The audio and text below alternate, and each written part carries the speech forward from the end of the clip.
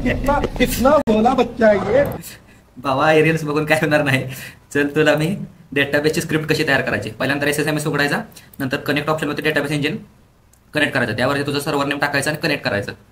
Connect झाल्यानंतर थोडा load घेतं.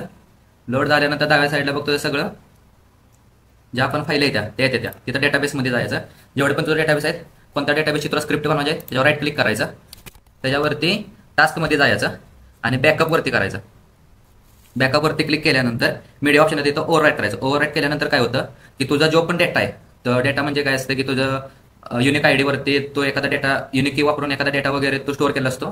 त्या ज्या पण तुझ्या रेकॉर्ड्स आहेत ना त्या ओव्हरराईट. जर जुनी डेटा स्क्रिप्ट असती त्याच्यावरती ओव्हरराईट होते. जनरलमध्ये जायचं. जर तुझं इथं पहिलं नाव असेल तर ते पहिलं रिमूव्ह करायचं आणि ॲडवरती क्लिक करायचं. ॲडवर तुला विचारतं की फाईल कोणत्या लोकेशनला ठेवायचं आहे. लोकेशनला मी तर आता बघ सुरुवातीला D ड्राईव्हला ठेवणार आहे. D ड्राईव्हला आता एक्सपांड होतं. एक्सपांड झाल्यानंतर सपोज आता मला सॉफ्टवेअरमध्ये एक फोल्डर आहे. सॉफ्टवेअरवरती सिलेक्ट केलं आणि फाईलचं नाव घेतलं. फाईलचं नाव काय घेतलं 29/09/2025, कारण की 29 तारखेला व्हिडिओ मी बनवतोय. तर ओके केलं आणि इथं डबल ओके आलं. ओके आल्यानंतर इथं तुझी फाईल लोकेशन दावली, सिलेक्ट बॅकअप डेस्टिनेशन. इथं ओके दाबल्यानंतर अशी विंडो येईल. इथं सिलेक्ट करायचं आणि परत इथं ओके ओके दाबल्यानंतर the backup database furniture shop billing system complete successfully. Okay आल्यानंतर तुला कंपनीत कोण पण म्हणणार नाही.